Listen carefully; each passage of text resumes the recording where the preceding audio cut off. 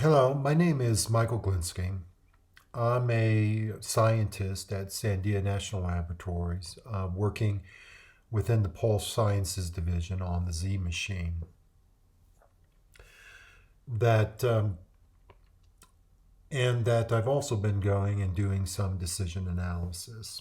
And I'll be talking to you today about the concept of portfolio de-risking for major capital scientific investments, and that one of these is a potential upgrade to the Z facility. In fact, building a new Z facility that would be larger. And I'll be talking to you about strategies for how you actually go and de-risk a portfolio of scientific opportunities, and also ways that you can go and take the sort of the estimation or that de-risking process from a wisdom of crowds approach to an approach that is based off of Bayesian data assimilation. First of all, I'd like to go and thank the contributors to this work, which include Mark Smith and Pat Knapp at Sandia National Laboratories, and Alan Coopersmith and Louise Mendoza Natividad of Decision Frameworks. First of all, portfolio de-risking is a ubiquitous challenge. That many people here are used to it as how do you go and de-risk a basket of petroleum prospects that have correlated risk, or a family of potential pharmaceutical compounds, a set of possible computer chip designs, a set of new designs for a new super laser, a set of new designs for a pulse power driver, which is what Mark Kiefer will be speaking about next. And then a set of high energy density targets driven by a larger driver, such as laser beams, pulse power, or ion beams. And that'll be the case that I'll be considering in particular. The first thing that you need to do is to identify the risk elements that may well have significant correlations between the different elements in the portfolio that you're talking about. The ones that many of you are familiar with would be a set of petroleum prospects. Each prospect has a source migration timing risk, a trap risk, a seal risk, a probability of reservoir, and a probability of gas versus oil. Different companies have different risks, different numbers of risks, but I think that all companies petroleum companies have a set of risks. That between each one of the prospects, let's say, within a play, that each one of these risk elements, can be estimated and is estimated many times through a wisdom of crowds approach, where technical information is shown, and then based off of that technical information, that people go and estimate the probabilities of each. But certain things, and most likely to be correlated, is source migration timing in between the different prospects. And you do need to go and have an estimate of that if you're going to go and understand the probability of success of the whole portfolio. For pharmaceuticals, an example would be safety, efficacy, and presentation, and what leads to the probability of a successful drug. For us, we have similar risk that go into the probability that we will actually get the yield that we're going to go and expect. The names of these probably won't mean much to you coming from different disciplines. They mean a lot to us, and we have specific definitions associated with each one of these. But for instance, something like probability of energy delivery is energy getting to the target, and that's something like source migration timing risk. The probability of a stable implosion would be effectively having a trap. Probability of low mix would be something like the probability of having good reservoir quality, and the probability of thermal confinement would be effectively something like a seal thing that you can actually keep the heat in. In the case of petroleum, it's keeping the oil in.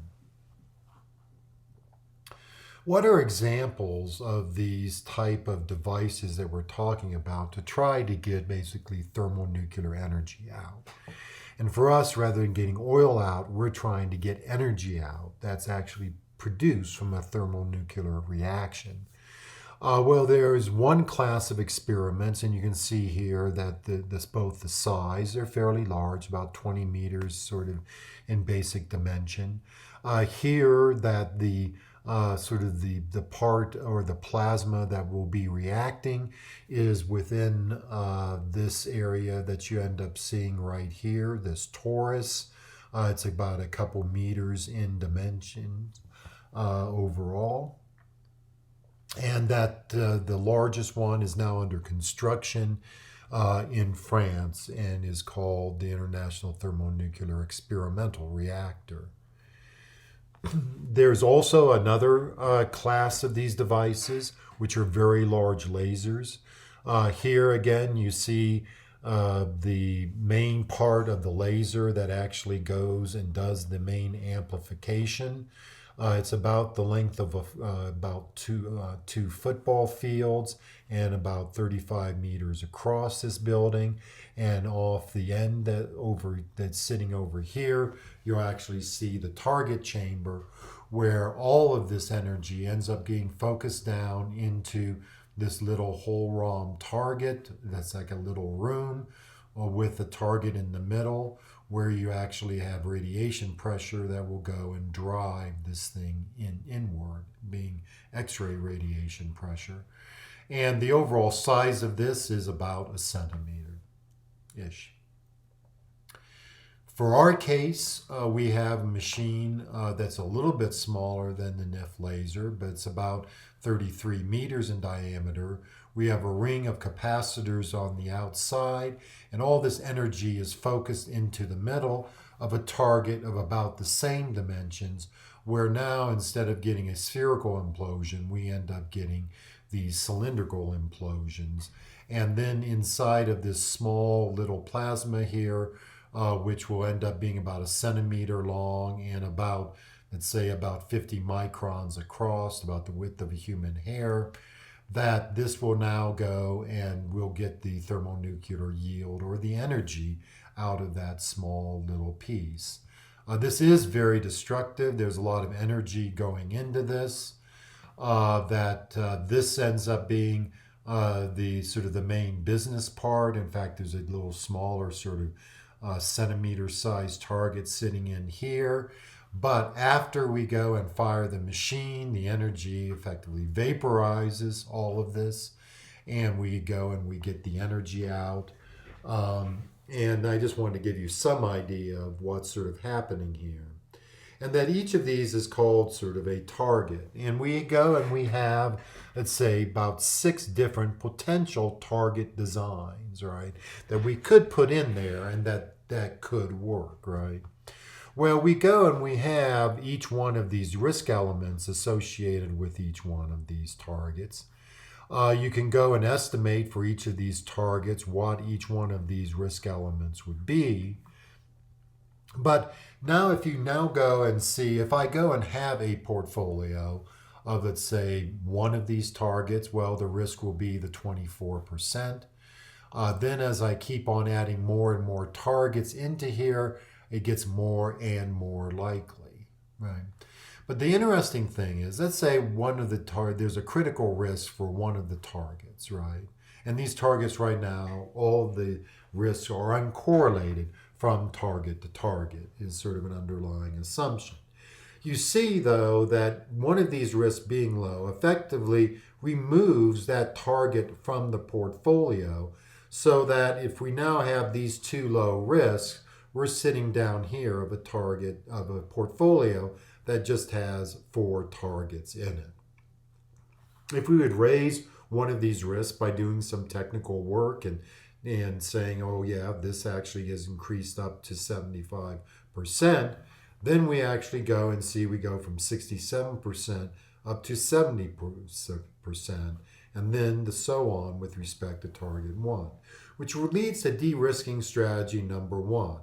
Mitigate all red target risks so that they are part of the portfolio. But now what happens when we start putting in correlation, right?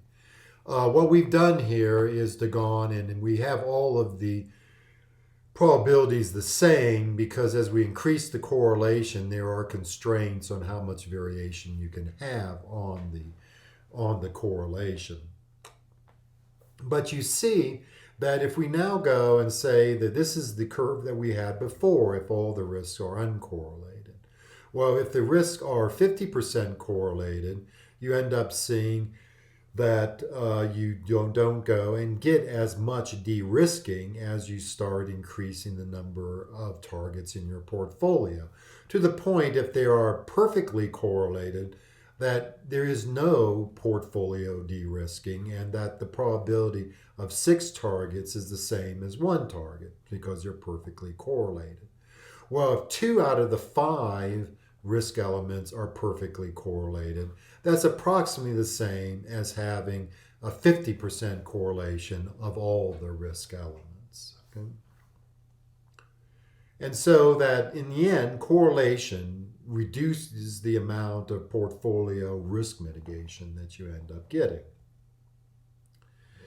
And now let's go and talk about mitigation, a second mitigation strategy, where you end up going and having a correlated portfolio. And for reference, I go and I show the 0, 100, and the 2/5 100% correlated that I ended up having before. Okay. Now I go and say that 2 out of the 5 risks are correlated. And I'm going to go and do 3 things in terms of de-risking. First of all, I'm going to go and take to 90% something, a risk, okay, that ends up being low, okay, or modestly low, but uncorrelated, okay. Then I'm going to go and take a risk that is fairly high, increase it a little bit, but it's a correlated risk. And finally, I'm going to go and take a sort of a 67% risk and then take that up to 90%, but it ends up being a correlated risk. What you end up finding is that there's almost no change for the first 2 cases, but there's a fairly significant change for the third case of where I go and I'm actually de-risking a modest risk to a very small risk, but it actually goes and is highly correlated. And so that leads to de-risking strategy number 2, which is mitigate the most risky correlated target risk in your portfolio. Okay. So there are some practical complications to this analysis. The target risk matrix will have more diversity than what I have here. The risk correlation structure will be more complicated, probably segregated into sort of block diagonal families and be hard to estimate and also these correlations are really hard to estimate via wisdom of crowds approach with enough precision in practice. The decision threshold will be that the probability of at least one target in the portfolio will have an energy yield larger than a certain amount, and that will be in other words greater than a threshold. Why not?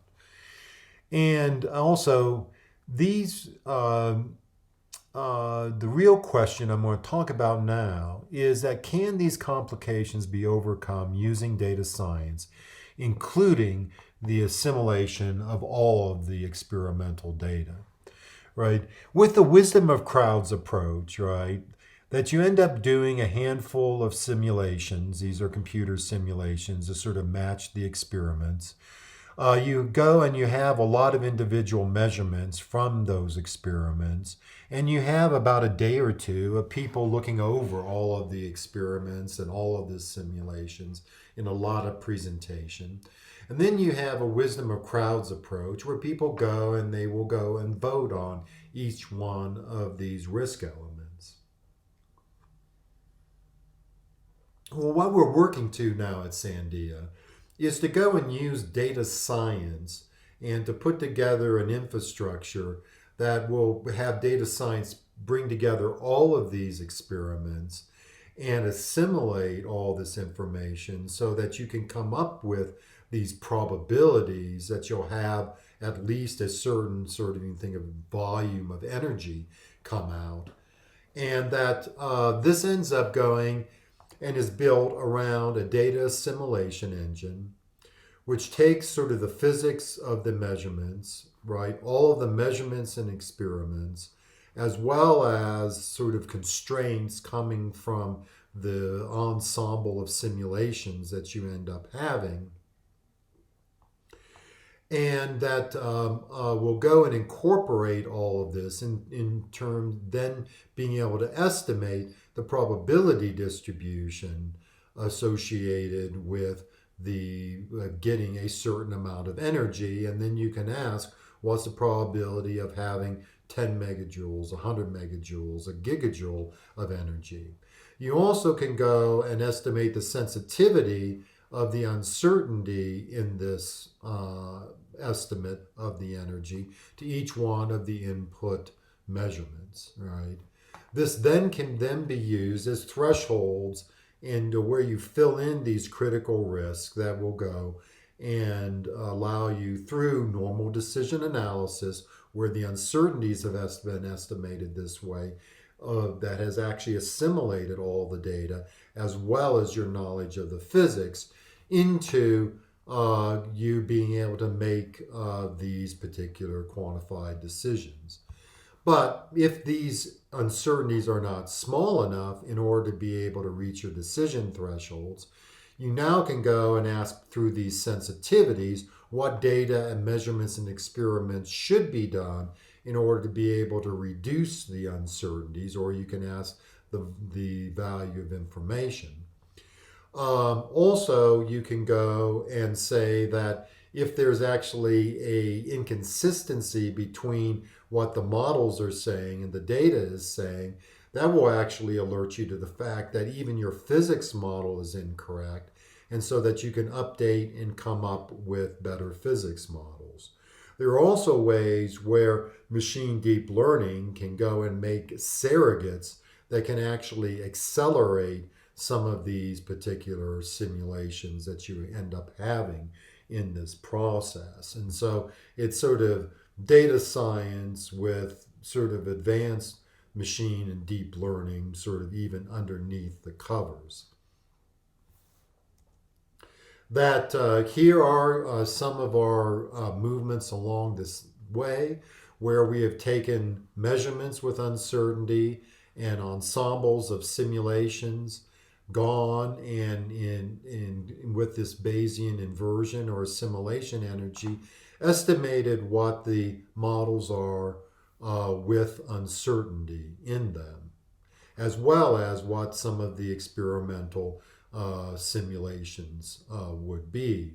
And that we're going in the process of then we want to use these to inform our choice of machine design, which Mark will be talking to you about, which you can think of as the equivalent of the production facility, whether or not it's an FPSO or a TLP that you ended up putting on site. And this is just going and also indicating that we are looking at ways where deep learning can be used to actually accelerate some of these simulation methods. And that would be gone and equivalent to using machine and deep learning to accelerate your seismic imaging process. Okay, thanks very much. That's what I really wanted to go and talk to you about today.